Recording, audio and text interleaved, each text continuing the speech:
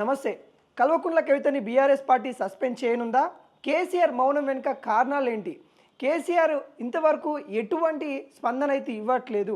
కల్వకుంట్ల కవిత గారు అనేక విధాలుగా బీఆర్ఎస్ పార్టీ తీసుకొస్తున్న వాటిని ఖండిస్తూ ఉన్నా కూడా కల్వకుంట్ల చంద్రశేఖరరావు ఎటువంటి స్పందన ఇవ్వట్లేదు.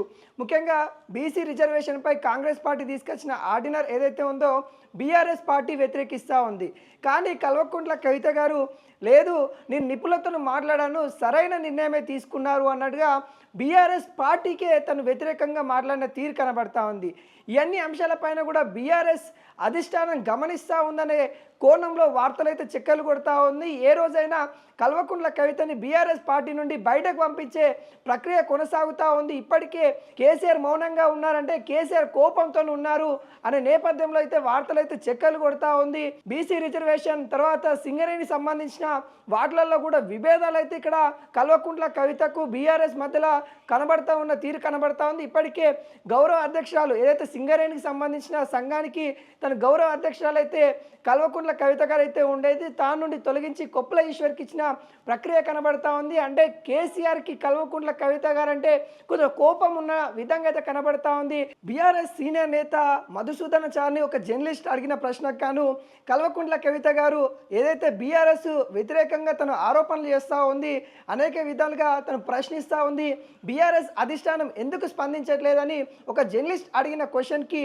మధుసూదనాచారి గారు బీఆర్ఎస్ పార్టీ అన్నీ గమనిస్తూ ఉంది, కేసీఆర్ ఏ నిర్ణయం తీసుకుంటారు అనేది కూడా ఫైనల్ కాబోతా ఉంది, మరికొద్ది రోజులలో చెప్పబోతా ఉన్నట్టుగా తను చెప్పారు. అంటే దీని వెనకాల కల్వకుంట్ల కవిత గారు సస్పెండ్ ఉండబోతా అన్న విషయం అయితే క్లారిటీ అయితే వస్తూ ఉంది. ఎందుకంటే మధుసూదనాచారి గారు కేసీఆర్కి అతీతమైన సన్నిహితంగా ఉంటారు. గత గవర్నమెంట్లో తను స్పీకర్ కూడా చేయడం అయితే జరిగింది. కేసీఆర్కి అతి నమ్మకమైన వ్యక్తులలో మధుసూదనాచారి అయితే ఉండడం అయితే జరుగుతుంది.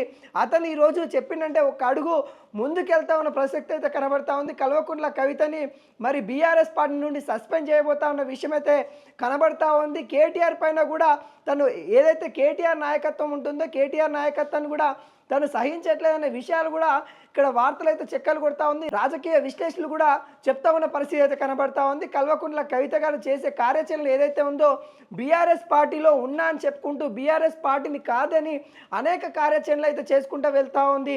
ఇవన్నీ కూడా బీఆర్ఎస్ పార్టీ గమనిస్తూ ఉందనే కోణంలో ఇప్పుడైతే చర్చలు అయితే జరుగుతూ ఉంది. ఏ క్షణమైన కేసీఆర్ నుండి సస్పెండ్ సంబంధించిన లెటర్ రాబోతా ఉందనే విషయాలు కూడా క్లియర్ కట్గా అయితే తెలుస్తూ ఉంది. మరి కల్వకుంట్ల కవిత ఏదైతే బీఆర్ఎస్ పార్టీలో నుండి తప్పుకోవాలనే కొంతవరకు అయితే చూస్తూ ఉన్న తరుణం కనబడుతూ ఉంది. ఎప్పుడు బీఆర్ఎస్ పార్టీ తనను సస్పెండ్ చేయబోతా ఉన్న విషయాన్ని తను ముందే గ్రహించినట్టు కనబడుతూ ఉంది. అనేక తన సొంత సంబంధించిన క్యాడర్ని సృష్టించుకునే ప్రయత్నం కల్వకుంట్ల కవిత చేస్తూ ఉన్న తీరైతే కనబడుతూ ఉంది. మరి బీఆర్ఎస్ పార్టీ అధిష్టానం ఇప్పటికే మౌనంగా ఉన్న పరిస్థితి అయితే కనబడుతూ ఉంది. ఇప్పటికీ అనేక అంశాలపైన కూడా కవిత మీద ఎటువంటి మాటలు కూడా మాట్లాడలేదు. అనేక సార్లు కూడా చూసాము కేసీఆర్ మరి కల్వకుంట్ల కవితకి వాళ్ళిద్దరి మధ్యలో మాటలు లేవనే సందర్భాలు అయితే మనకైతే తెలుస్తూ ఉంది.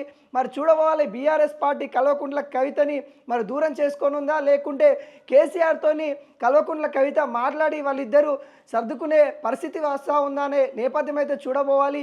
ఇప్పటికైతే కొంత విభేదాలు అయితే తారస్థాయికి చేరినాయి అన్నట్టు కూడా మనకైతే కనిపిస్తూ ఉంది.